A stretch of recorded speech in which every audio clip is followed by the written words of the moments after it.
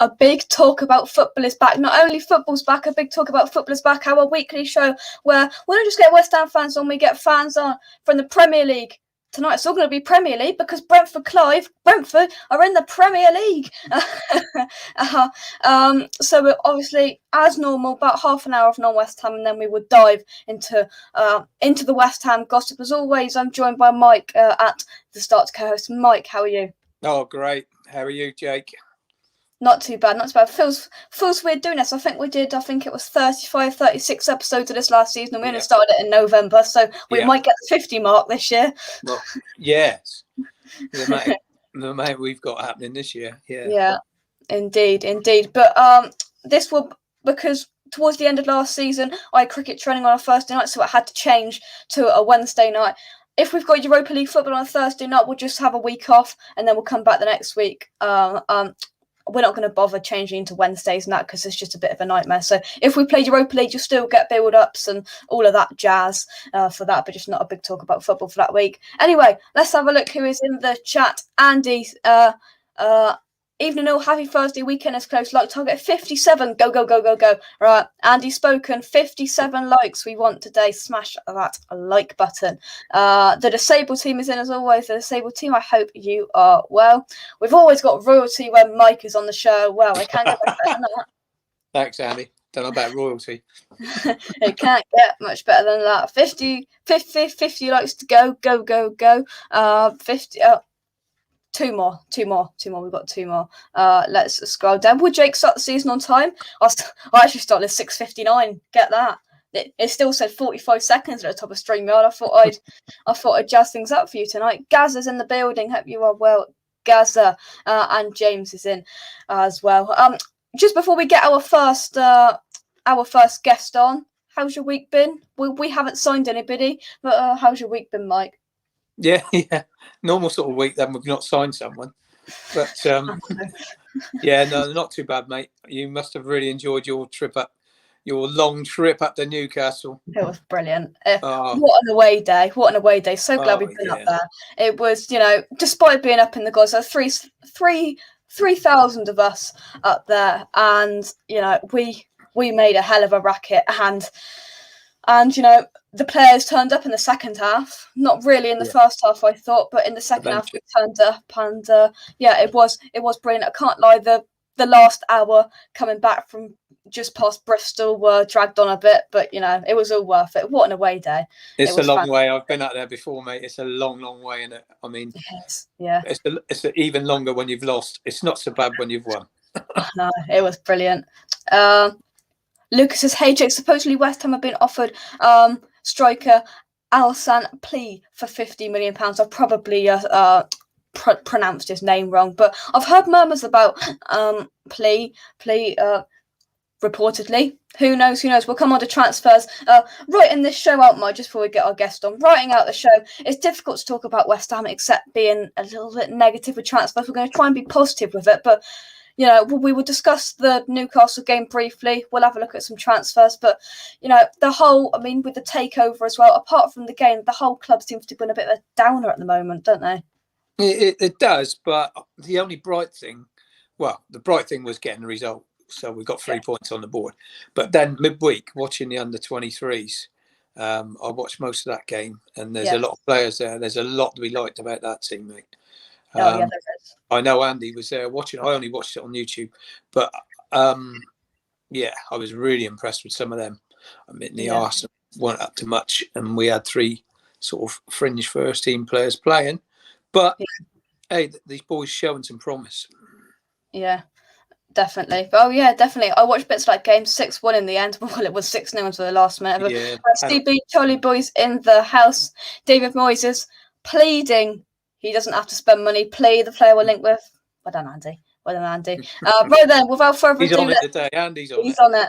Andy is on it indeed. Without further ado, we're going to get our first guest of the new season on as a Man United fan. Baker, how are you? I'm very well, chaps. How are you two, Mike? Yeah, not too bad. Yourself? Yeah. Not too bad indeed. So you must be a bit more positive about your transfer window, or are you? Yeah, we were... quietly confident, so looking good. Yeah, I mean, nothing's won in May. We'll always say that, won't we? Yeah, yeah. definitely. Until May. But it's still nice to start with a nice win like that. Oh, it was a throwback to the 90s.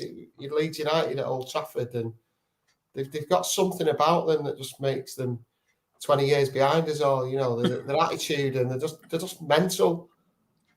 They are crazy. So it brings the atmosphere. It brought a good atmosphere to the game, and beating them was brilliant. Yeah, it makes it even sweeter, doesn't it? It makes it even Everyone sweeter. loves beating the Yorkshire lads, don't they? Yeah, indeed. How good was that game? Seeing the likes of Bruno Fernandes clicking all of these players. How good was it to see Man United firing again? You could say. Yeah, it's just a great start. The atmosphere from it was a nice touch bringing Varane on, and it lifted the place. Nobody knew. Apparently, he was secretly chaperoned in there in a van with something over his head or something. Nice touch. For that moment, then the crowd was going berserk, and then it just followed on from there, and it was really, really good. Good for once, got to say. You know of all the history from the end of last season and the game and all that, and so it was nice to see the positive fans and just getting behind the team. It's all about, isn't it? Getting behind your team, whoever you support. Indeed. Definitely. Yeah. Indeed, yeah. Just going to talk about one of your signings, Jadon Sancho. I think it was a £70 million you paid for him. Are you worried that amount of money you spent, that it's not going to work out, or do you have full confidence in Sancho? Always. You're always worried, aren't you, whether you spend 15 million, 73 million, or sometimes there's not a fit, is it? And players don't settle with, because it's just crazy, isn't it? The way, it's you've got to hit the ground running, haven't you, as a player, especially when you've been abroad or you're coming from abroad. A lot of things that upset the family, the girlfriend, the wives, not eating the same food. It can be anything. Upsetting of another player. So fingers crossed he settles in well. But so far so good. We're happy. There's a lot more happier on Saturday anyway. Simon, evening. I hope you are well. So here we go. I didn't think it would take long. David Moyes, it's good to see you, Mike. I didn't think it would take long. Right, here we go. Give us Lingard, Baker. You can have him. No. You're gonna like that.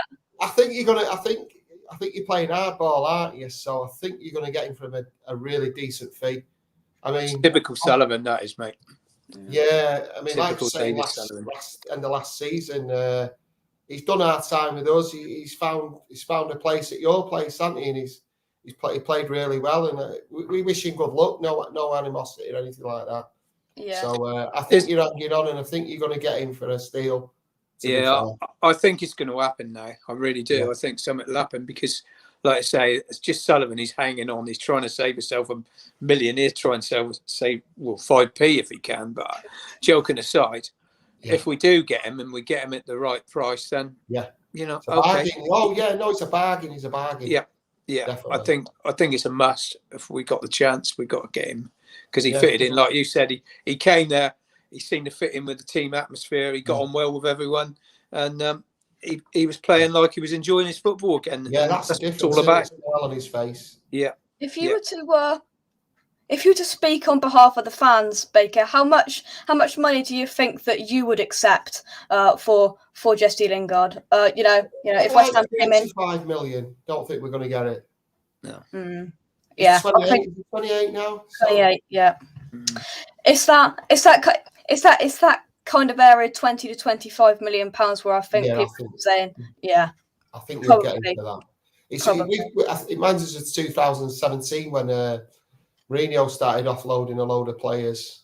It's the wage bill, isn't it? Yeah. People are not playing, and he needs to play. Good luck to him. That's all we can say. Yeah, indeed. Let's take some more comments. Peach is in the building. I hope you are well, Peach. Here we go. Baker, top lad, but give us Lingard. I like that. You got to give us something. Indeed. Everyone's saying hello to each other. Kent is in the building. Kent, I hope you are well. How was your posh lunch day? I completely forgot what it was. I think it was fish, and I think Russ said it was eggs or veg. Tell us how it was, Kent. Let's see who else is in the chat. Everyone's saying hello to each other. Kent is saying 15 with add-ons up to £20 million for Jesse Lingard. I think it's fair. That's a deal. Yeah. I think they'll land somewhere in between, Sorry, like Mike. 18 or something like that. Sorry, mate. Yeah. I think it'll be. That's what he's looking at. He's trying to get it down to about 18, I reckon. And I think it's just a case of, meeting in the middle there somewhere. Yeah. Coming to an agreement. I think we'll just accept whatever you give us in the end. Yeah. Oh, indeed. Just on the Sancho thing, we had a billboard put near Old Trafford. You won't remember this, Jake. In 2010, Manchester City somehow got hold of Tevez. Remember that dodgy contract he had? It wasn't even a contract, was it? Like a rental agreement.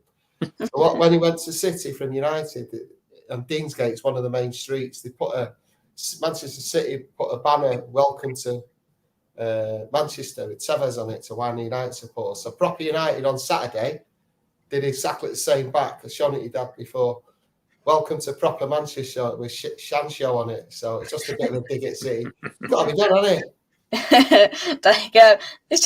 It's just that bit of it's all part of it, mate. That isn't it? Yeah. It's all part of it. Yeah.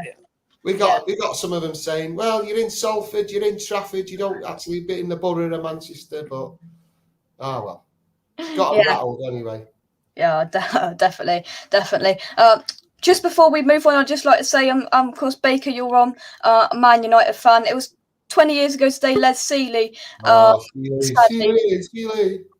Sadly passed away. Of course, we've had his son Joe Seeley on the show, so we're all thinking of him today. That is for sure.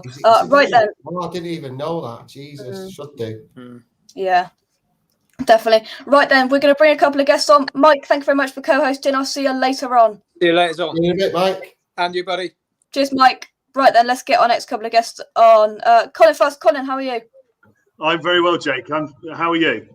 Not too bad. And Sean as well. Sean, how are you? Right. All right, buddy. Yeah. Not too bad. Right, Colin, we will start with you then. You started with a loss. We've got to talk about it against Everton. What was your thoughts and feelings about that game? Well, we always lose against Everton at Goodison, so I wasn't surprised. I was more surprised when at half-time we were 1-0 up. But I wasn't very confident it would last, and it didn't. So we're not great first day of the season team anyway, and Everton away is always a bogey game. So is what it is. I thought, from what I saw of it and what I've read of it, because I didn't go, sounded like we did okay. But once Everton bucked their ideas up in the second half, it was they were too strong for us, really. Yeah. About your striker situation, you sold Danny Ings, you brought in Adam Armstrong. Do you think he's an adequate replacement? Do you think he's up to the standards that you had with Danny Ings last season? No, probably not. But in fairness to him, that's a bit of a tough comparison to make. Danny Ings is obviously going to be a big loss. We know he was a Premiership standard striker. Armstrong, we can't say yet whether he is or he isn't. Only time will tell. He scored a lot of goals in the Championship. I think 28 for Blackburn last year, which is decent, but it is obviously a big step up. But having said that, the goal he scored on Saturday at Everton was a good finish. He took it well, so we'll see, I guess. But it's a tough ask to replace Ings. It is, and I think it's going to leave us a bit light up top. I think, but only time will tell. Yeah, and a lot of Premier League clubs were sniffing around Armstrong, us included. He's gone to Southampton. It'll be interesting to see how he does. Sean, I'm going to come to you then. Bit of a perfect start, wasn't it? Were you expecting to beat City without Harry Kane? I didn't think we'd lose. I think Man City have been to our place the last 4 times and they haven't scored a goal yet. So we know in the past we've known how to beat them. But it's usually been backs against the wall, bit of parking the bus, counter-attack, 1-0, 2-0. On Sunday, I thought we actually were the better team. I thought we played very well. I think they come out, I think they had a strong 15 minutes. And after that, as soon as we had a bit of confidence, we grew into the game. I was watching with the family, I said, they're there for the taking, we're the better side here. And 1-0 was a brilliant result. I think we outplayed him at times. I think we had more chances than them. I was a little bit disappointed we didn't get a second. But he went clean through. Bergwijn did as usual, did all the hard work, and then closed his eyes for the shot. But yeah, I think I've read a lot of Spurs fans on social media said that's the most complete performance they've had in about 18 months. Because every player was fighting for the ball. It wasn't 5 or 6 playing well and a couple of special goals or a Son and Kane masterclass. I thought everyone played really well. We've been looking at centre-backs because our two at the back we bought one brilliant one, but Sanchez and Dyer can be calamities. They were both outstanding. Tanganga and marked Sterling and Grealish out the game. He's only 22, I think. But yeah, it couldn't have gone much better, really. You're right. Yeah. For me, the right hand of the screen play each other next is probably the left hand side for you. Man United take on Southampton next. Baker, to you first. How were you feeling going into that game? Quite confident. We seem to get the better of the South Coast quite regularly the last few years. So fingers crossed. Usually it's a comeback. So I hope we're not doing a comeback on Saturday, but it's Saturday, isn't it? Yeah, no, it's Sunday, yeah. So fingers crossed. Yeah, we quite often do take the lead in that game and then lose badly. Yeah, 3-2's been the favourite one over the last few years, hasn't it? Yeah. Colin, do you hold any confidence going into the game? You must do, surely, just a little bit. Of course. Not really, to be honest. I don't. Really? Sadly, I don't know. Look, it's really difficult to say. We're a team definitely that's in a way in transition because we've sold a lot of key players, and only time will tell how that's going to shape up. 1 game, 2 games isn't really enough to tell. Yeah, we do always start well against United and then tend to fade away, and perhaps it'll be the same again on Saturday. But I'll be interested to see how we play after, we obviously took a stuffing off them last year at Old Trafford, and it'll be interesting to see how we react to that, really. And how the new defenders play. Yeah. Baker, anything else you'd like to add before I let you go? Let's see what happens in May. We've got a long way to go yet. It's easy getting carried away with a good result, but reality sinks in, come November, December, when the pitches get a bit heavier and, it gets a bit colder. So, but look forward to the game on Sunday, and thanks for having me on. Cheers, Baker. Thank you very much. Yeah, lads, have a good one. Cheers. Bye-bye. Just before we get our next guest on, Sean, I will come to you. You've got Wolves next. You must be confident after beating the champions, surely.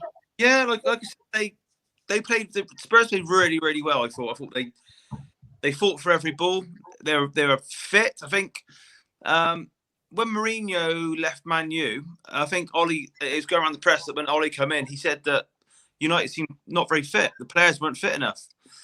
And the talk was when Jose left Tottenham, the same things were said. So I don't think the team's been fit enough. I don't think they focused on fitness enough in training. And they just looked sharper. On Sunday, I'm not saying Nuno's the Messiah, but they looked a lot sharper. Players that I think Jose's good at killing confidence in certain players. Like the centre-backs. Like Dyer, he didn't look like a centre-back all last season. He lost his England spot. I thought he was brilliant on the weekend. Sanchez, he can give away penalties to fun. He looked quality. I can't really fault any of them. But Wolves, they've obviously got a new manager. It might take a month or two for us to get a proper look at that team. Do you know what I mean? They're going to be a bit of an unknown for a few months. And I going back there, Nuno knows a lot of the players, doesn't he? Obviously, so I don't know. I don't think they've got many new ones in since he left. So I think we have to go for the victory. Tottenham are actually about to kick off in 10 minutes' time over in Portugal in this conference thing. I can't even remember the name of the team they're playing. But anyway, every single player that started on Sunday hasn't even flown out there. So I think started the 3 subs that come on, and I think the bench is just full of Premier League under 23 players. So. I think that shows how seriously Spurs are taking the Mickey Mouse Europa League. Well, it's only the blooming qualifier for it. They're not even in it yet. Oh dear. So I think we'll go and beat them. Yeah, won't be many goals, but I think we're solid enough at the back, and I think even without Kane, I think we've still got enough goals to beat them. Yeah. Let's take some comments before we bring on a very happy man, I'm sure. Kent says it was lovely, proper jobber. Very nice, very good. Let's scroll down. Kent says I will judge Armstrong over 25 games. Robert says good news that James Ward-Prowse has signed a new contract. That is good. Yeah, because he was linked away. Yeah, very good. That's a relief. Yeah, right then. So let's bring him on. Come on then. A very happy Brentford Clive, I'm sure. Clive, how are you? Yeah, all right, Jake. Yeah, of course I'm happy, mate. I'm always happy on your show. We're always winning, aren't we?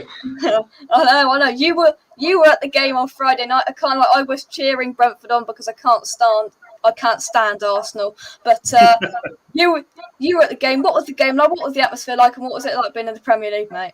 The atmosphere is absolutely just crazy, mate. The noise generated was amazing. Typical Arsenal fans, they didn't make any noise at all whatsoever. They didn't contribute to it at all. What's it like being in the Premier League? Well, that was like a glamour tie. To me, there was never any doubt that we would win. There's so much pressure on Arsenal and the whole occasion. I was never in doubt that we'd win. But now the nitty-gritty starts. We're away to Crystal Palace on Saturday. That's a completely different kettle of fish. So to answer your question, yeah, it is great being in the Premier League. Let's see what my answer is after Saturday's result. Indeed.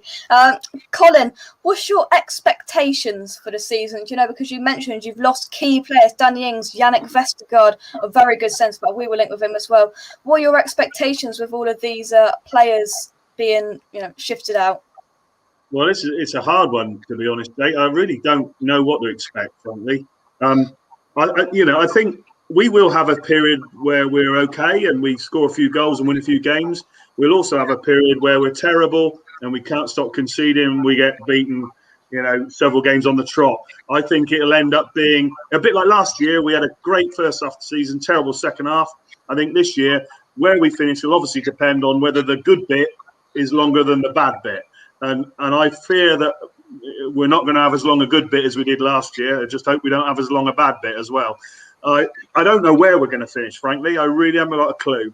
I worry about our ability to score goals regularly, and I also worry about our ability to keep them out. So what can you say about that? It's the two fundamentals of football, isn't it? So yeah. I don't know. I think, frankly, staying in the Premier League would be, well, it's the start, and it's the starting point. That's the question I was just about to ask. I'd like to look higher than that, but I'm not sure I can, really. If 17th was put in front of you now, would you take that?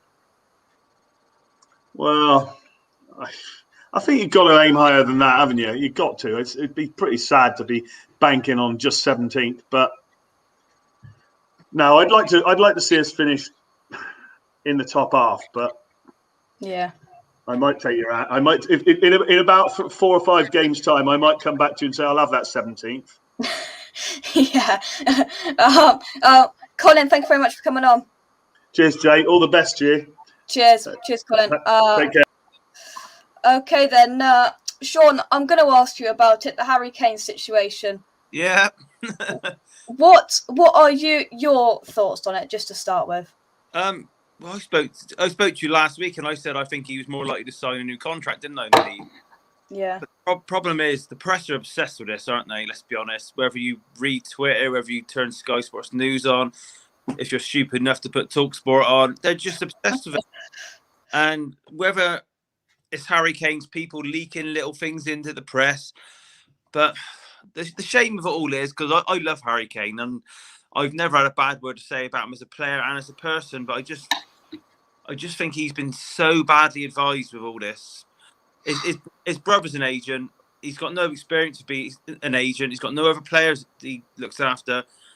It's just so amateur, and I just think he's been silly, sort of how he's gone about it. Like, he was stupid enough 3 years ago to have his brother's an agent, signed a new 6-year deal. He knew the new 6-year deal would take him into his prime years of his career. There was no release clause. It was not discussed. And then you get pathetic things come out like, oh, it was a gentleman's agreement. Come on. Do you know what I mean? These are grown men. I mean, there's no such thing as that. It's just pathetic. And it's all little. You can tell the ones that are his people leaking stuff, like the Sun the other week. I think the journalist who broke the story on the front is a entertainment journalist, not a sports journalist. It turned out that she was at Charlie Kane's wedding. So it's obviously a leak, okay? So the leak was, we rate Harry at 160 million. That's come from his people, clearly. Now his people are having a cry because Tottenham won't accept 125. Do you know what I mean? They're just looking like prats, and it's a shame for Harry. He'll always be a legend at Tottenham, even if he stays. But I just think they just look stupid. And if you ask me tomorrow, whether today if he stay or go, I'm 50-50 at the moment. Tomorrow I'm 60-40 in favour of going. The way the press stir up, the next day I might be 80-20. Oh, he's definitely going. You just don't know. But one thing I don't, well, it's not I don't like, it's the stupid thing which the press love jumping on. They seem to be like almost blaming Daniel Levy for not taking it. Take it. Tottenham have done nothing wrong at all here whatsoever. Mm-hmm. Do you know what I mean? They've done nothing wrong. Every player's got their price. Man City aren't currently getting close enough to it. You wouldn't turn around £50,000 less than what you want for it. It's no different than that at all. Sure, have Man City actually put a bid in at all? Well, if you listen to the more trusted journalists, they put a bid in just after the Euros of 100 million. Right. But there was no backup story whether that was 100 million cash or 80 million plus a couple of players they want us to have. Every other day they've gone in for 125 million. It's getting, I don't know. That's the only concrete one I've heard. 100 million, but because it's becoming a boring farce. And Man City are playing their part in it. If they want him, put the bloody offer in. Simple. It's becoming stupid. Like even Tottenham have been linked to the striker Fiorentina, Vlahovic. Yesterday, Man City are interested in Vlahovic. So that's probably just mind games. Do you know what I mean? If you don't give us Kane, it's pathetic. It really is. It really is pathetic. But from Tottenham's stance, I think today Lewandowski said he wants to leave Bayern at some point. Saw that, yeah. He's class. I'd probably say he might be a little bit better than Kane. I'm Kane's biggest fan. But he's 4 years older than Kane. He's got 1 year less on a deal, and they're saying 100 million for that. So straight away, Daniel Levy's going to think, hang on a minute, if they want him, he's 4 years older than Kane. Okay. If you're English, you get a premium for your player. Any English player, you can chuck on 10, 20, 30 million straight away. So, and I think Danny Ings, he's a similar age to Kane. He had 1 year left on his deal, went for 30 million. Kane's miles better than him. Man City made a rod for their own back by paying 100 million for Grealish. Okay. Yeah. So there's, I know he's not a striker, but he's a very good player, but he doesn't necessarily bring many goals. Even his assists aren't exceptional. 100 million straight away. English. So straight away, you pay a premium for an English player, premium for a goal scorer, premium for the top assists in the league. I'll be astonished if Levy doesn't take less than 150 million. The reports the other day was, this is coming from the Man City side, who, you know what clubs are like, they leak rubbish, don't they? Apparently, Daniel Levy's not even taking phone calls now. So, listen, it's a farce, and it is getting boring. It's got to the point now where a lot of Tottenham fans now, they just don't care if he stays or goes. They think, let's just get on with it. Yeah, definitely. Clive, do you believe you can beat Crystal Palace at the weekends, and what are your expectations for the season? Yeah, I do believe we can beat Palace, mate. We showed against Arsenal that our defence is rock solid. We've made it stronger with the signing of Christopher Asia, whatever his name is, from Celtic. £13.5 million, very well spent there. I think we might still yet go in for another defender before the end of the transfer, just to shore it up a little bit more, because we haven't got a recognised experienced right back. We had Sergi Canos, who down the left wing is absolutely brilliant. They played him in right back or right wing back position. He scored, but he scored from coming in from the left. So I think we need to strengthen there, and I think we might. And our defence is absolutely rock solid. What surprised? We made a transfer yesterday, brought a new player in yesterday that surprised me. Our keeper, David Raya. Last season, he was making noises that he wanted to go and join the Premier League. Brentford said he's not for sale. Yesterday, we haven't bought him yet. We signed Alvaro Fernandez from the Spanish La Liga side. Why they signed him, I don't know. He's obviously got tongues wagging that, there's still another couple of weeks. Is Ray going to go?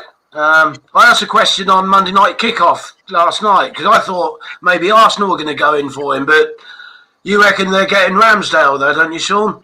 Yeah, I think it's done, isn't it? I think, have they announced it yet? I don't think they've announced it, but I think it's pretty much nailed on, I think. Yeah. Nothing's nailed on until it's nailed on, mate. Good point, yeah. Yeah. I hope Ray doesn't go, obviously. So, yeah, we're going to be hard to score against. I know it's only match of the day and you can't really tell. And they were playing Chelsea, but Palace didn't look much on Saturday, did they? They're going to struggle to score against us, I think. Yeah. We've got goals in our team, mate, right the way through. It's just stepping up that little bit more and scoring those goals in the Premier League. I think we'll beat Palace. I'd be disappointed if we lost. I'll take a draw, I guess. Expectations for the league, mate? We're going to surprise a few. And I'll go for 12th, 14th on a bad season. I agree. Yeah, I completely agree. Sean and Clive, thank you very much for coming on as always. Cheers guys. Cheers, guys. And here he comes. Here he is. The man himself. And how are you, Andy? You all right? I'm good, mate. I'm good. It's nearly the weekend, mate. Nearly the weekend. It is, and you brought your setup all the way down to the all the way down to the bar there. Yeah, look, you wouldn't see. I tweeted you before. Look how big we look on that telly. Oh, look at that! Look. Oh, what can I say? What can I say? Yeah. There we go. Right then.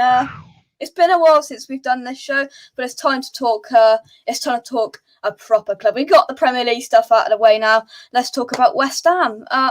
How's your week been? Have you fully recovered from Newcastle away yet? I was actually on Luke's show earlier, and to be honest, mate, I haven't. Like these early starts, like I'm up at like 4:45, and not last night, the night before, I was actually in bed at 7 and I slept all the way through. But I think it's just the shock of the whole day. But I've had a smile on my face, mate, all week, and what a absolute blinding day we had on Sunday. It was brilliant.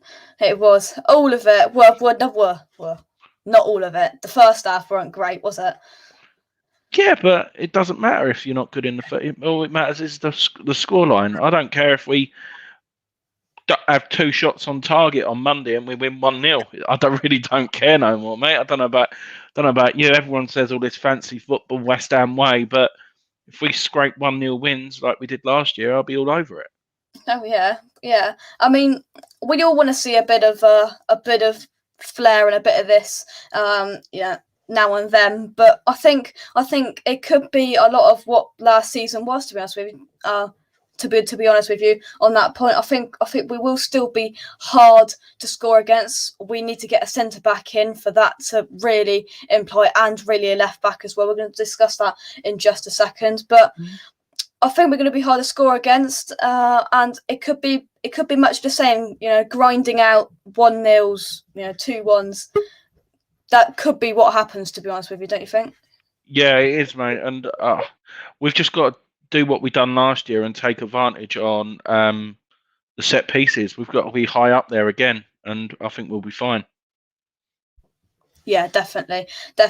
Right then, let's bring James in. James, how are you? Wonderful. All good. In the hood. Good. Right then. Right, guys in the chat, I've got 5 subjects wrote down. We're going to discuss them with all the fans coming on, and then it's all you. So we haven't taken much comments. We don't usually, because we've got, guests on and all of that. So get your subjects in and we will discuss them. We're going to start with Mikel Antonio. And James, I'm going to start with you. A potential 8 more games for Mikel Antonio this season, being called up to the Jamaica squad. How much does that worry you? A lot, if you want me to be honest. It ain't a case of if he gets injured, it's a case of when he gets injured, in my opinion. It's a major issue, mate, really. And I don't blame him to a point. I blame the owners, as I keep saying. Like, he's a grown man. He's got the opportunity to represent his country, and he wants to go and do that. And the problem is that could jeopardise us in the Europa League, Premier League, FA Cup, everything. But he's just an employee at the end of the day at West Ham United. He's paid to do a job, and if he's getting represented at Jamaica, then that's what he's going to do, isn't it? Yeah. Andy, do you blame him? No, I don't, because I think he's been. I love Gareth Southgate, what he's done for this country and bring the football back, but is that he got Allardyce called him up, and in my opinion, he should have been called up over some other players and then that may have been different for him. But I totally understand it. I think Jamaica have never been in a better position to qualify. To be honest, I think the way that the seeding and so, I've not looked that much into it, but what I heard a few people saying. But no, you can't blame him at all. You can't. But he shouldn't have that stress. Well, we shouldn't have that stress of him getting injured. We haven't got anyone else, so he shouldn't feel guilty. Mm-hmm. Oh yeah, definitely. And I think I've said it, and that's why I think I've been surprised that Gareth Southgate hasn't called him up. He gives a different element as a striker. That's what I thought Ollie Watkins slightly did, but he didn't get called up. Just that different element of physicality, because obviously you know what you're going to get with Harry Kane, don't you? He's a very good striker, but just having that little bit of difference and a super sub, something different if something's going wrong, and that's what Jamaica have done, I think. Let's take some comments then. Kent says, great away day, Newcastle, one of my favourites. Will you be going back to the 2? Hopefully, brilliant away day. As much as you're up 3,000 million miles up in the air, it was good. Well, to be honest with you, Andy, you were about four rows behind us. I think it didn't seem as bad as I thought it was actually going to be. No, it's not, mate. Like, everyone says it like you're up in the gods, but I think Wembley sometimes seems a little bit higher, and I'm definitely taking the London Stadium walk not for granted anymore, because I'm right up near the gods next to the away fans. So I'm definitely not taking that. But that is a long walk up, isn't it, mate? How was your legs when you got to the top? It was all right. I expected there to be more, to be honest with you. I really did expect it to be more, but it was good because about 2 stories below you could hear fans going, oh, yes, and then about 4 stories up you could hear them, and everything was coming together to the middle. So, oh, yes, oh. I love coming down as well. That was very loud, wasn't it, on the way down? Yeah, it was. Yeah, the joys of open staircases and West Ham fans singing after a 4-2 victory on the opening day. I will say, the only thing what annoyed me was at half where the drinking area was, there was just no air there, was there? Oh, my God, it was horrific. It was like walking through, and it reminded me of like an old pub when everyone used to smoke, and the smoke used to be everywhere. That's what it felt like, to be honest. We were basically we went to our seats, and then we went down, just see what's going on. And I filmed going through. And they were filming the Frank Lampard song, and they were singing the Frank Lampard song, and you couldn't move in there. There were so many people in there. It was packed. It was absolutely packed in there. But anyway, we got a bit sidetracked there. Yeah, sorry. James, Newcastle, which player impressed you the most for you up there? What, for us or for them? For us, yeah. There's a few good performances. I thought Benrahma played well. I thought Bowen played well. Rice played well in the second half. Antonio and Benrahma together, mate, I thought done all right. I must admit, that was good. It was working well together. I think it was a good team performance in the second half. Like, there was a few players in the first half who were non-existent, in my opinion, and they was all over the place in the first half. Even though we lost the lead, we went behind twice.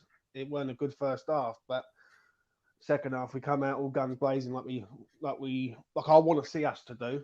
And yeah, we were doing a much better second half. So I'm going to say Ben Rama, mate. I thought Ben Rama, first start, first goal, first assist of the season. That's what we're going to get all season now. This man, 100%. Hopefully. Andy, one player that impressed you? Yeah, it's Ben Rama for me, mate, as well. Like I said, we called it on the preview show, didn't we? Like his aggression, he wants the ball, his delivery. The one thing is like what I sort of said on Luke's show. Like he got some assists, and like I said, if Antonio had his shooting boots on, especially Palace away, he probably would have got more. But a couple of times his ball did let me down. I'm not. It's just adjusting to the Premier League and adjusting to his players, but it just seems that front four are just on the same page. But Ben Rama really stood out for me. But Fornals, what he does off the ball again, and he just allowed Ben Rama to stay up there. I think that, do you see what I mean? Like Fornals was covering more of the left, so Fornals for me. Yeah. Let's take some of your comments. Kent says Dawson gives me kittens. We are desperate for insight. Yeah, he was very shaky. I can't lie to you. I can't lie to you. It was very shaky indeed. Let's take some more comments. David Moyes was loving it at the end. We could just see his arm going up like that from the top. He was going like that, and there was a big cheer. It was brilliant. Oh, I didn't send you that video, Jake. It was sort of on Gates' one, but I'll send you just the footage. It was like 3 minutes after the game, and I zoomed right in on a couple of the players and all that. I'll send it to you. I forgot to actually. Yeah, brilliant. It was brilliant. Gaza says Dawson up against Vardy and Barnes running at you is a worry. Yeah. Let's discuss this. We won't go into massive detail really because obviously we would do the preview. Oh hello. Oh, there's an echo there. Is that just me? No, I can hear you. Oh, and it's gone. That's right. I don't know where that's coming from. I don't know where it's coming from. But anyway, they are a better side, aren't they, Andy? And they've got better players than Newcastle, and they will cause us more problems. Yeah, I think us doing the double over them last year, I know it was key for us to get in European football. I think they're going to want revenge more than what they ever done. My only concern is, like what you said, Dawson, what Gaza just said there. Dawson, my opinion, I would play Diop. Oh, was that back? Oh, there's an echo coming from somewhere. I don't know. It's gone. That's right. Yeah. Right, let's bring Mike in. Mike, how are you? Back again? You all right, guys? Yeah. Mike. Yeah. Not too bad indeed. Guys, keep your subjects coming in, and we will discuss them. Mike, we were just discussing. They've got Leicester. Leicester have got a lot more in the tank than Newcastle have. Does that worry you? Oh yeah, it'd be a much tougher game, mate. It's going to be a much tougher game than what Newcastle gave us. I mean, Newcastle were always going to cause us problems. We knew that on the break with some maximum or whatever, but they weren't that good at the back, I don't think. And like when Rice robbed him, and we were in every time. If we could have robbed him a few more times, we would have got, because they were so wide open. They're just trying to catch you on the break. Once you take that option out of the team, they haven't got a lot more really.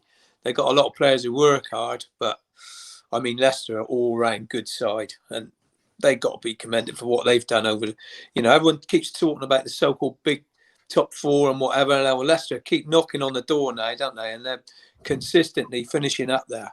So yeah, we got to be up for it Monday night. Otherwise, yeah, it's going to be tough. Indeed. It's going to be tough. James. Daniela puts in a very good point, if I can find it here. Daniela says, I do think teams will underestimate us again, and we were surprised. And do you think that we could underestimate teams again this year? Possibly. Or they could underestimate us, sorry? Possibly, but the problem is with us is that it's the defence now, mate. It's like everyone will suss out. Like it's Ben Rama's time now, and Bowen. Everyone's seen Bowen, Ben Rama, Souček, Fornals, Antonio, so they know what they're going to be up against. Problem is with us this year is our defence is very slow, very, very slow.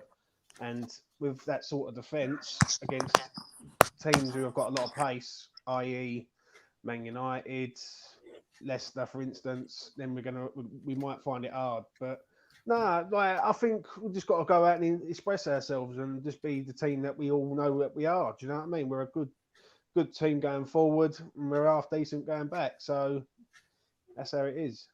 Oh yeah, definitely. Andy, do you think that teams might underestimate us again this season? Yeah, because I honestly don't know what team David Moyes is going to pick. To be honest, I don't know, and the opposition don't know. But for me, I like our forwards going forward, and I think we will score. I think it was only twice. I think we didn't score against the bottom half side. I think in the whole season, which is very, very surprising. But no, I'm feeling confident, and yeah, I don't think I think a lot of teams will take us for granted, and we've just got to punish them. Yeah, right. Then let's see if James's sounds any better. James. Hello. Yeah, it's a lot better. It should be. There we go. Yeah, perfect. Yeah, there we go. Right then, so let's dive into transfers. Well, there isn't any transfers to dive into, but rumours. Mike, I'm going to start with you. When James speaks about this a lot, and rightly so. We need a left back. We've been linked in the last couple of days with the PSG's second choice left back, Kazawa, I think his name is. I don't know a huge amount about him, but do you think that there isn't much talk about a left back? Does that worry you, just having Aaron Creswell there? Definitely. Yeah, definitely. We need a left back. Yeah, I agree with James, and we talked about it at the end of last year. A left back, a centre back and a striker was absolute must, at the least. Those three positions. And left back, you can't play Arthur as a left back. You can play him as a wing back, but you can't play him as a left back. And Moyes likes changing his formation, in a back four. But as we all know, Creswell's done brilliant in the back three. But if he gets isolated in that left back position, he gets done for pace, and I love him. I like him in our team because his supply, and he's done so well alongside two others in a back three. But it worries me because we're just one injury away from a bloody crisis again, aren't we? One injury. I mean, if we lose a right back, probably we get away with it. If we lose a left back, we're struggling. If we lose a centre half, we're struggling. So that's three of the back four positions that we're going to struggle if we don't sign someone a bit quick. Yeah. Andy, surely Moyes must be looking into the fact that we've got one proper left back at this football club. Yeah, I said it on our show. I don't know if you watched it with full. Me and Gatesy, we come up with an idea. Players that we haven't been linked with who would think would be a good addition.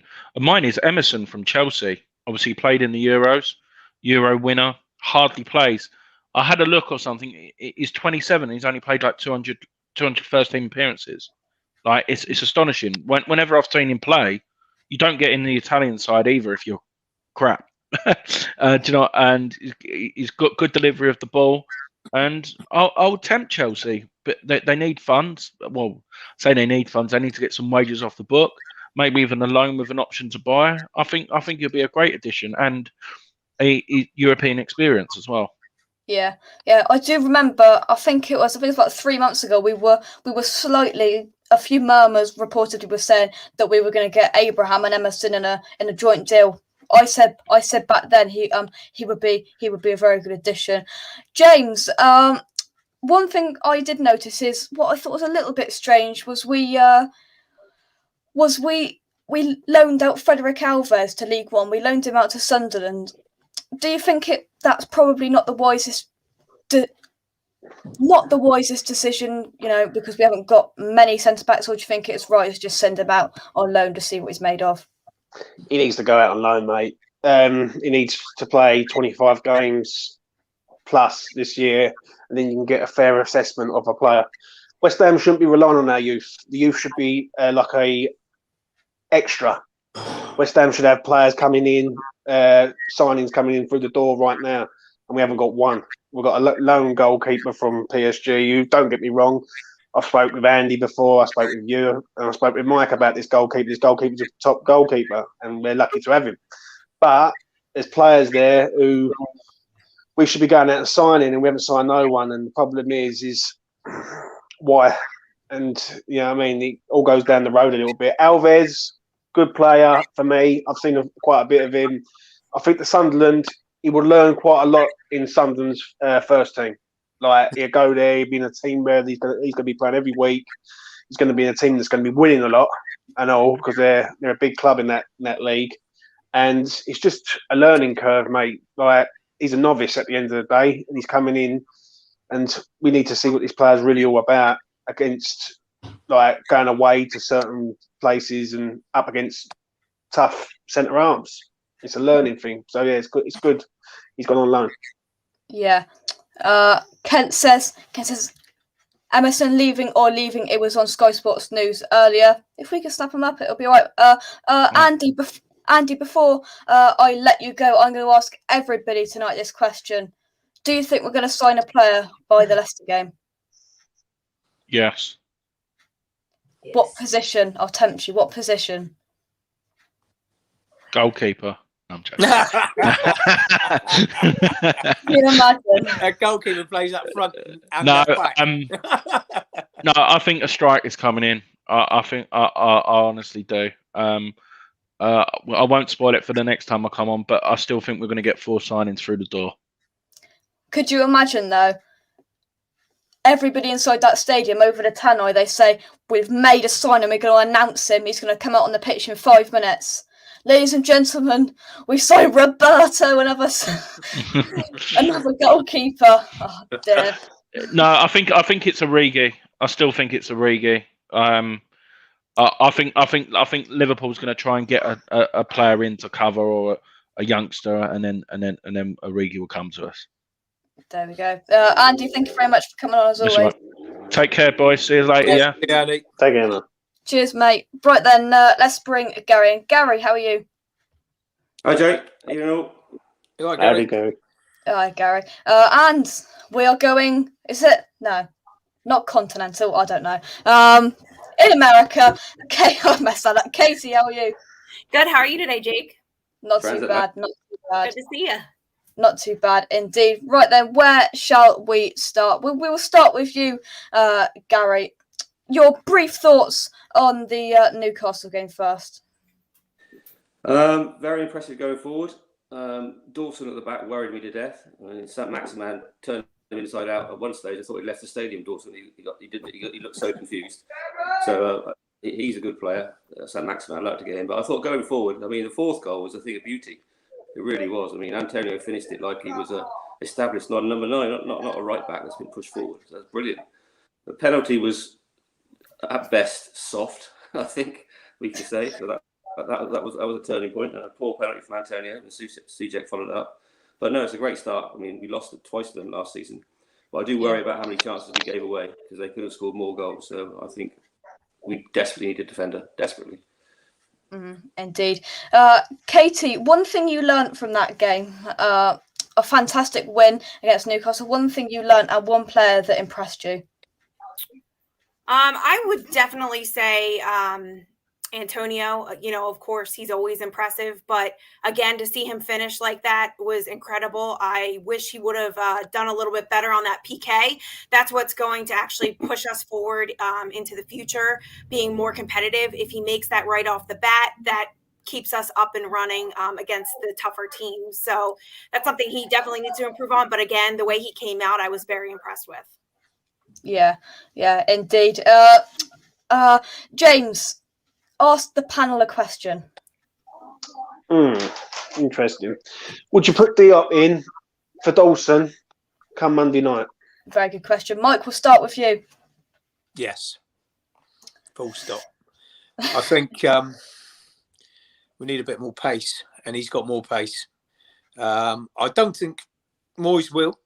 I think he'll stick with the same sort of team. He maybe makes one or two changes, but I'd have Diop in, definitely. Yeah, I just think we need it. You know what? Leicester are a little bit like us. They catch you on the break, don't they? I know they play a little bit more football now than when they won the league that time. But yeah, I probably would. Gary? I agree with Mike. Yeah, definitely. I'd pick him as well. I mean, Dawson, bless him, he's a wholehearted player, but he makes me so nervous. And Diop's not a massive improvement, but he's a bit of improvement. He's better in the air, in theory, and he's quicker. So I think against the pace of Vardy, I think we need to have Diop back. And the pace of Daka if he starts as well. He's got some pace, that boy, I tell you. And Katie? I'm the unpopular opinion here. I do not want Diop to start in front of Dawson. I think that, he lacks a bit of that pace, but I think last game he was just definitely off a step or two. I think he can pick that back up in the next game. I'm not too worried. I think, we should go with Dawson. For me, it's a difficult one. I don't know. I wouldn't be surprised if either happened. I wouldn't blame David Moyes if he picked Diop. I wouldn't blame him if he picks Dawson. I don't know, to be honest with you. I don't want to sit on the fence, so I'd probably for this game say Diop, as much as I love Craig Dawson because he just proved everyone wrong for a season. But just that bit of pace, I think, and especially if Patterson Dak is in contention with starting for me. James, why don't you answer your own question? Would you put Diop in over Dawson? 100%. 100%, mate. He was good in pre-season, Diop, and he gets unfairly criticised, in my opinion. Like, do you know what I mean? Dawson on Sunday let 2 goals badly. Like, he just let them go. Like the first goal with Wilson, he just sees the player in front of him, lets him run off him. Second one, the header's going towards the goal. He moves out the way of it, and things like that. I think Diop's younger, fitter, faster, stronger than Dawson, and I just think Diop's got to play. And it's Dawson's a backup, mate, and that is all he is. He's a backup, and that's what people got to understand. He's not a first teamer at West Ham United Football Club. He should only be a backup, and that's what he should be. 100%. Craig's still happy that he got a mention on West Ham Unofficial. That's it. He's just smiling away. He's ever smiling. That's for sure. The next question I'm going to put to the panel, Mike, to you first. Do you think that David Moyes has got not a schedule, but he's got a rough idea whether, let's say for the goalkeepers, for example, that Fabianski plays the Premier League games and Areola plays the Europa League games? Or do you think, he'll just pick the best side that he thinks fit, the day before? Yeah, I think it's pick and choose as we go along. I think Fabianski deserved to start the first game. No doubt about that. He's not let us down. But Areola's come in and he's going to play. He's going to play a fair amount of games, I think. But, Fab didn't let us down in the first game, so fair dues. He could keep him in, but I think sooner or later you're going to find Areola's going to start and he's going to play a fair chunk of the games. Whether he just starts playing in the Europe to start with, I don't know, mate. I've got a feeling he'll be playing Premier League games. James, would you pick and choose, or would you, have some sort of schedule with it? I think the schedule's needed, mate. I think Areola will be in League Cup games, possible FA Cup games, and Europa. I think Fab will just stay as the goalkeeper in the Prem, mate. Do you know what I mean? The way you got to look at it is with Areola, he's long term, he's not short term, and that is the thing. Like, it's not about, we all know how good he is, and I think when the season sort of kicks into gear within the next sort of 3-4 months, and there's games sort of every sort of like 7 to 10 days, there's going to be times where I think Fab might even pick up an injury because he's getting to that stage where he gets a little niggle from time to time. And I think when Areola comes in, he will stay in because he's that good. And I just think there will be a schedule, mate, but then you have to just switch around. And don't be surprised if you see Fabianski in the Europa and Areola in the Prem. Yeah. Gary, would you pick and choose? Well, to be honest with you, let's just put this one. There isn't many players in certain positions to pick and choose with, is there? No, I mean, we've had so many transfers this summer, Jake. I'm getting confused. I know. You just can't keep up with it, can we? But I think we bought a goalkeeper. That's all I can remember. Maybe I missed the others. Yeah. But I think longer term, I agree. I think Areola is going to be the main man. But it's good that we've got some genuine competition now, because we've gone from 2 seasons ago having Roberto, and then Darren Randolph was a small step up. Now Areola's a big step up, I think. So I'm quite comfortable in goalkeeper. I agree with the other guys. I think there'll be rotation. So I'm quite relaxed about the goalkeeping position. I really am. Yeah. And Katie, to finish off, I don't know whether you've been keeping tracks, because we've just been making so many transfers. I can't keep up with it. But do you think that David Moyes will pick and choose what he feels like when he feels like it? Yeah, I feel like he is going to have a schedule exactly like James said. I think that falls to the idea that last year, we were preparing for games, and right during pre-match, Fabianski would get injured. So I think that, he's going to be well prepared with putting Areola out first when it's necessary. Then he'll, slide in Fabianski for some of those games. But I think there is a preset schedule. Yeah. Let's take some comments then. Kent says Issa Diop is a Rolls Royce, has to start Dawson the cart, horse the foxes will roast him. There we go. Diop will play the European games. I think he will. Demba Ba is available to sign 45. I think I saw something. Eli completely quit his playing career in Switzerland after about 45 minutes. Yeah. God knows. Unbelievable. But Jay Wiz says, I play Areola versus Leicester. Ian says, Baptiste looks stronger to me. His positioning and awareness means is going to be knocking on the door. Let's talk about the youth then. James, I'll leave you until last. But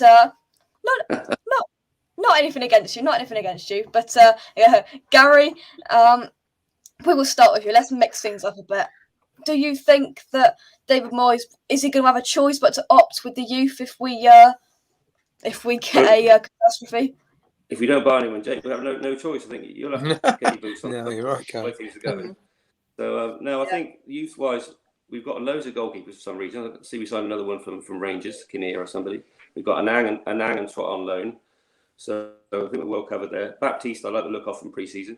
And I think I'd be very surprised if Moyes doesn't play him in the League Cup, that type of thing, get some experience there. Alves has gone on loan to Sunderland, which is a good move for him, I think. And then you've got, what's his name, Elise, who came in as well as centre-back. Johnson is obviously coming through well. He's still only 21, so he's doing okay. So full-back positions. Midfield, Conor Coventry's had a good pre-season. Whether he's up to the level of Souček and Rice, I doubt it, but he certainly, again, he needs some League Cup games, some experience to push through. And then we made these signings up front, Occo Flex. He scored against Celtic pre-season as well. Haven't seen much of him, to be honest, Jake, so I don't know what he's like. And Odebeck, again, was on there last season, so hopefully he'll get some run-outs in the League Cup as well. And I saw the under-23s won 6-1 against Arsenal on Monday, which is not a bad result. I know there are a few first teamers in there, but still a good result. Indeed. Katie, just to zoom in on one player, Occo Flex. David, ex West Ham employee, put out that we are in pursuit of a striker early in the transfer window. We signed Armstrong Occo Flex early on in the transfer window, and he's a striker. It's now coming out that that's perhaps the striker choice that he's gone for, and that's what he wanted towards the start of the window. Do you think then it's probably going to be Antonio, then probably slot in as a number 9, and then it's left to the young lad Occo Flex? Yeah, I think so. I think he'll play behind the two of them. I think that, there were other stronger choices out there that we could have gotten. But I guess if that's what he's targeting, there must be a reason behind it in regards to, team setup, team cohesiveness. Indeed. Should we, James, sit here and go, I don't like that after what we saw last season, do you think? Or should we just sit back and say, in Moyes we trust? I mean, is there a boundary, do you think? the problem is with the youth and with the youth players is they're okay saying doing it in the under 23s. We had this with Odebeku last year, and they're not proven. Like Connor Coventry looks decent, I will give it that. Ben Johnson has come through the system, but as I've said it on this show multiple times, it took Declan Rice 4 years to be the player he is now, and it hasn't took him like a year. It's took him 4 years. Obviously, I'm more interested in why we ain't bringing no one in. But if we have to go and get Baptiste out of the under 23s or Alessi or OK Flex, then so be it. Like, but then questions have to be asked of why are we relying on under 23s and not going out and signing proven Premier League players when we've got a Europa League campaign. Do you know what I mean? So obviously, I want these players to do well for us because West Ham's the Academy of Football. But there comes a time where you don't want to be bringing these players in, hyping these players up so much, and then end up like a Josh Cullen, Nathan Holland type situation where they're all hyped up, even Reece Oxford for that matter, all hyped up, and then they go off into the distance and no one sees them ever again. Yeah. Mike, do you think Moyes has got a master plan there, or do you think he's not got enough money to get the striker that he wants? Probably haven't got enough money to get the striker he really wants, to be totally honest. You know, I want to see some of these youth players come through. I really do. I watched them. And the other night, they were impressive. And we don't beat Arsenal 6-1 many times at that level. I know it's a huge step up. But you need to dip them in. You need to dip them in certain times, in the right times. They don't need to be chucked in at the deep end, like James is saying. We should have established players there. And these guys should be coming in for 20 minutes, you know, here and there, and maybe a League Cup game. But like I said earlier, we're only a couple of injuries away from a disaster, really. Absolutely. Yeah. You know, and these boys, they need to be fed in at the right time in the right place. And they don't need to be dropped in at the deep end, because that, I know we might come up with a good one. You know what I mean? It might turn out that we get a little real diamond out of it. You know, by dropping someone in and he plays well, scores a couple of goals, and away he goes. But I just think it's too much pressure, and it's such a big jump up from under 23 football to playing in the Premier League. Yeah. That's why Alves has gone out to Sunderland and to give him a bit of, you know, game time and a bit of experience. You know, I don't think Pete's liked my comment about. That's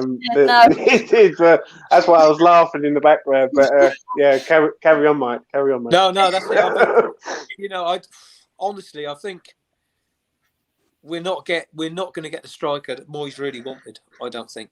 The problem is, I just want to say this, right? Sorry to butt in, Mike, but at the end of the day, right, we're in the Europa League. We should be going out and getting proven players that these players can learn off. You're right. But I know disrespect. Craig Dawson, he's a backup player at best, but you ain't going to learn your trade off Craig Dawson. Or Bonner, on the other hand, you would do. Like, because he's been there, done it, he's played for Juventus.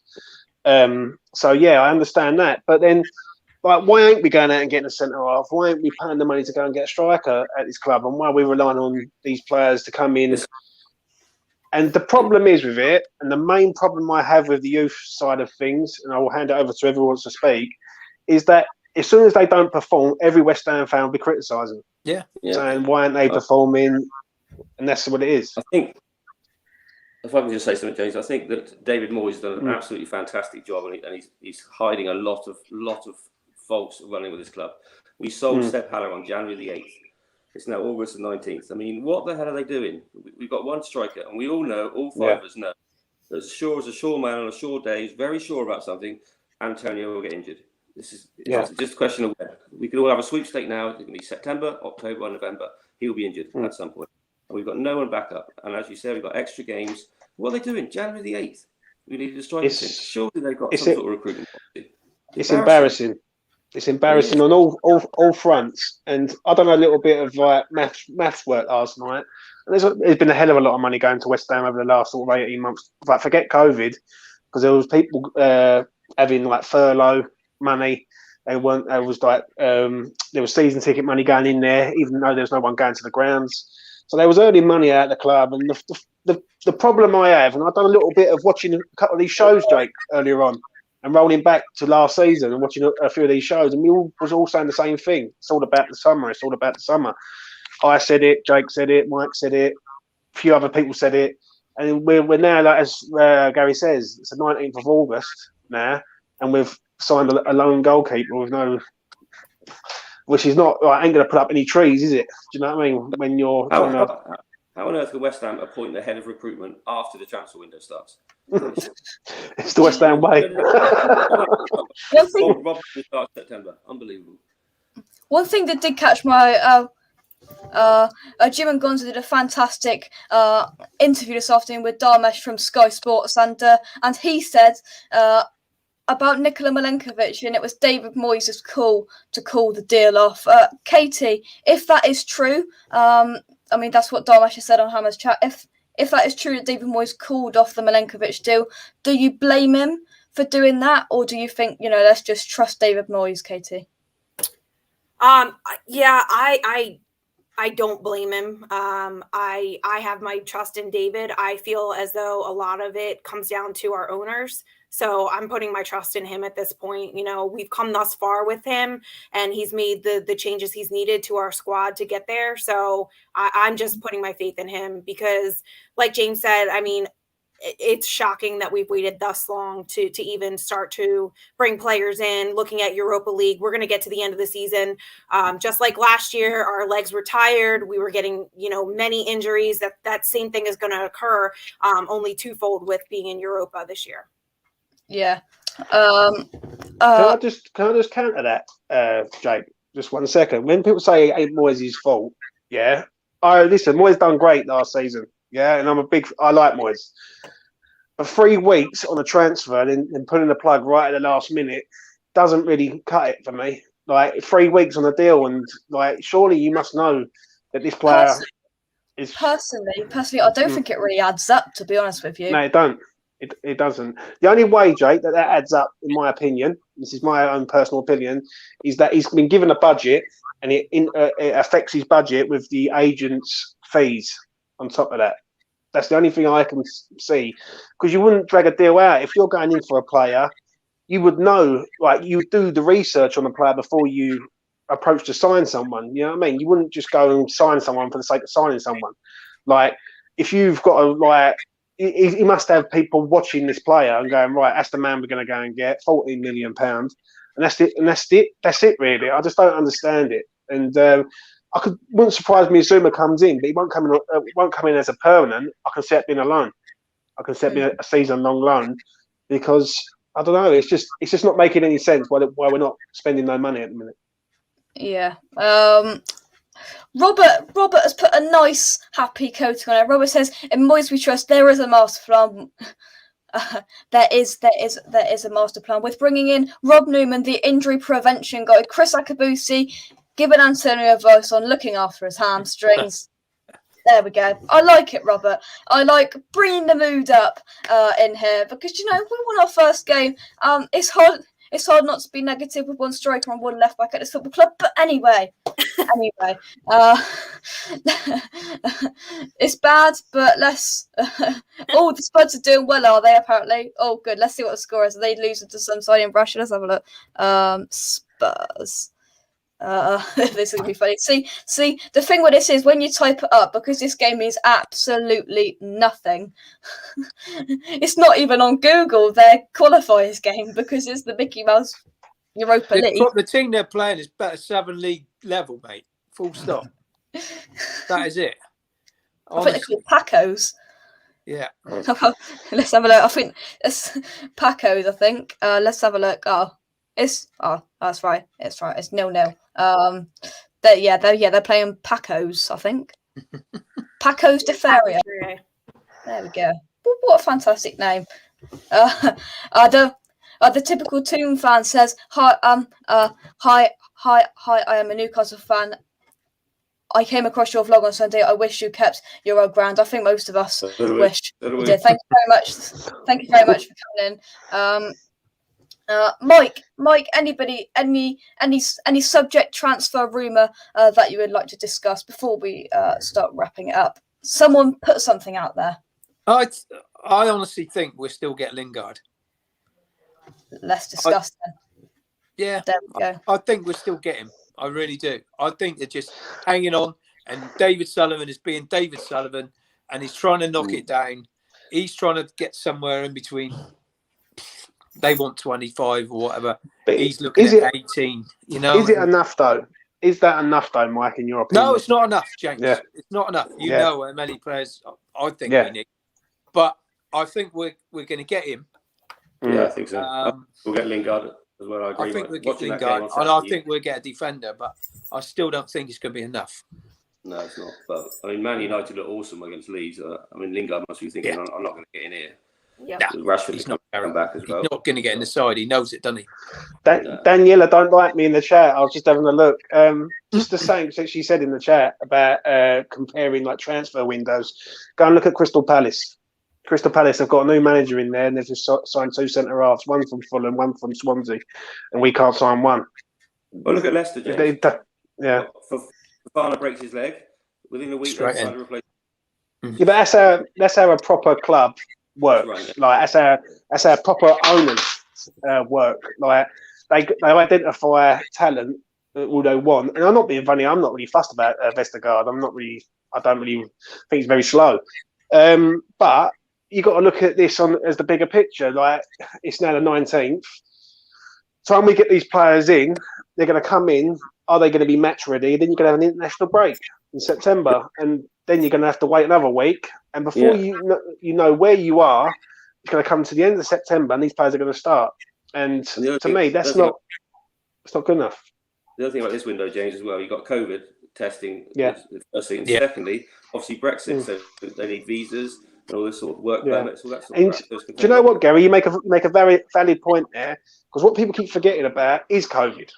Because if our players get COVID for any reason, they're out for 10 days, or they're out for 7 days, or whatever it is, and it's poor. It's poor from their owners at the minute, and I do fear for Monday night, if I'm honest, because if we do go a goal behind, the crowd are known to turn pretty quick on them. They did it at Newcastle the other day. I heard it.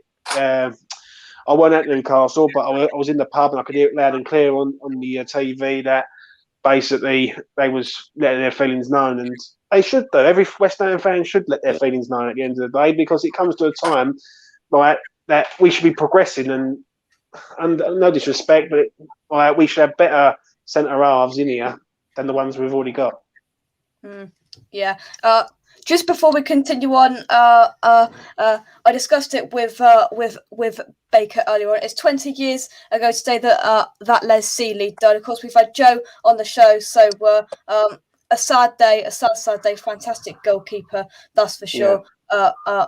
Fantastic, and obviously our thoughts are with you, Joe, today. A very hard day for you. So yeah, we are with you. That is for sure. Right then, so Katie, just coming back to Lingard, do you think by midnight on the 31st of August he will be in a West Ham shirt? I do. That's the same rumors we're hearing over here. With Antonio, possibly having to go out for international games, we're going to need someone. And, that is exactly who I think that we're targeting to bring in. I won't be disappointed. I think that, he would be, an excellent quick fit, exactly like everyone was saying before. There's not a lot of time for individuals to get in and get adjusted and acquainted to the system. He already is. He knows he's not going to play at Man U, so I think that he's like our next best bet. It is disappointing we're waiting this long to do something. Again, like James said, we do need to step up if we want to be competitive in Europa and ongoing and continue to improve. But yes, I do think that at the end of this window, we will be seeing Lingard in a West Ham jersey. Hopefully, that is for sure. Right then, where is the comment that I'm looking for? We are going to end on a positive note with Frankie's comment. Frankie says, everybody all calm down and stay a bit more positive. Trust me, the club will sign players. We need We need to before the transfer window shuts. They're doing business behind closed doors. I think every single West Ham fan believes. How much has he been drinking? How much has he been drinking, mate? That's what I want to know. Oh, come on. Because if the business would have been, if there was business, it would have been done by now, 100%.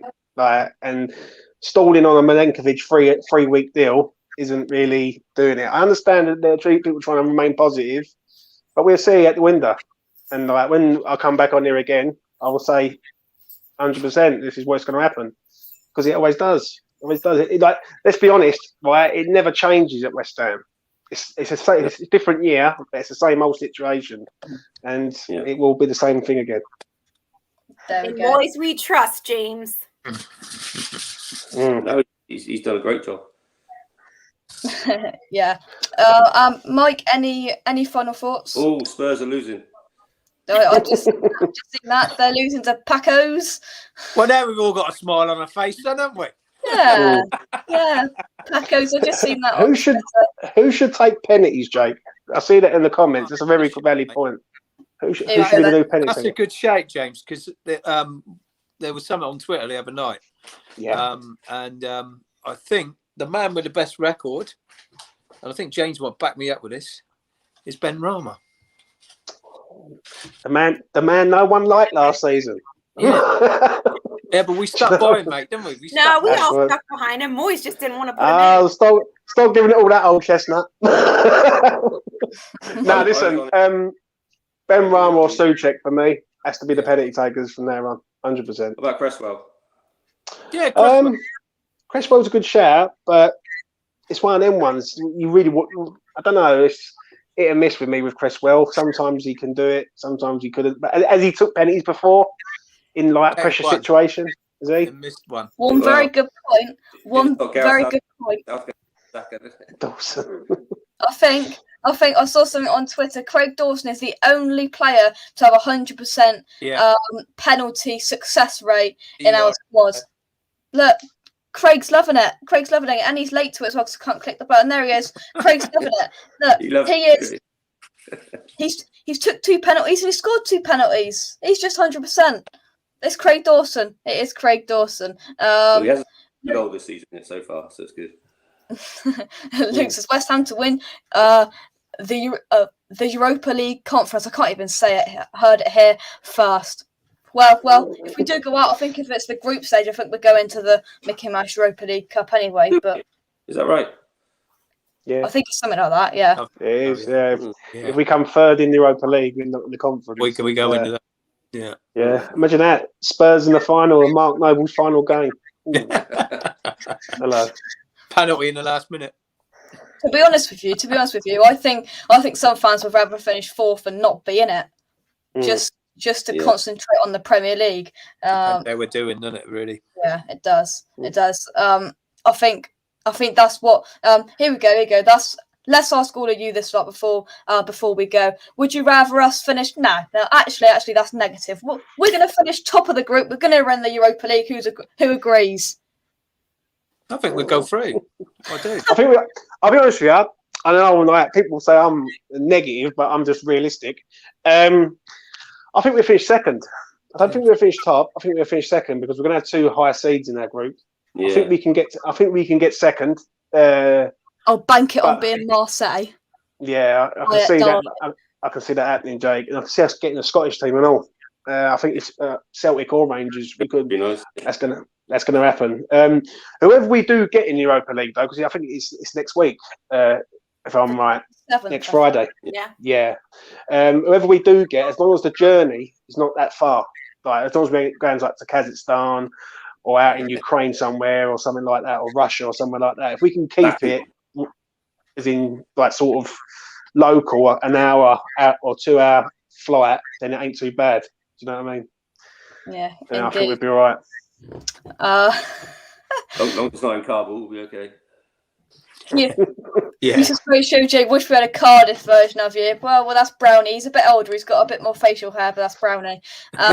What do you think, Jake? What is everyone's prediction for Monday's game? That's another thing. Oh, should we leave that for the preview though? Decisions. Ask your guests. Okay. You know, they're their choices might change because we might have signed a player. But Katie, your prediction, or will you decline?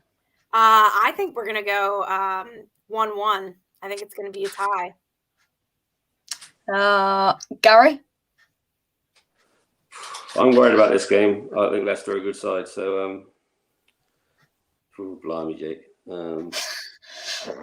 I hate predicting us to lose, but so I'll say I'll go for a draw as well. But I'm very nervous about this game.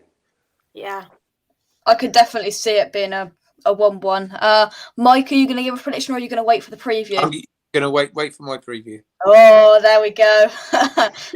Mike is keeping you on the edge of your seat. It's what Moyes does, because actually Moyes isn't giving his prediction because he wants to know whether David Sullivan's going to sign a striker before then. I want to know if we get someone in.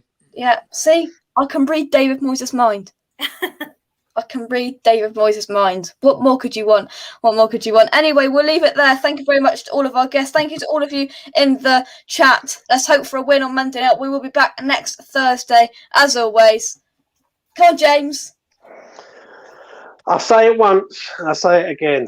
Sign some players. That's what I keep asking every week. Sign some players. Please. Thank you for watching.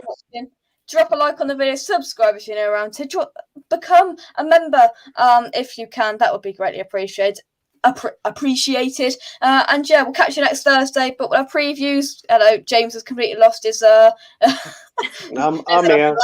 He's at a blackout. I'm going into the darkness. He is. He's going into the darkness. 2-9 to the Claret and Blue. Well done. Is that 2-9? So that means we're going to score 2. They're going to score 9. I hope that's 9-2 to West Ham. Oh yeah, 9-2 to the Claret and Blue. Love it. Come on, guys. See you in the next one. Cheers, guys. Bye bye. Cheers.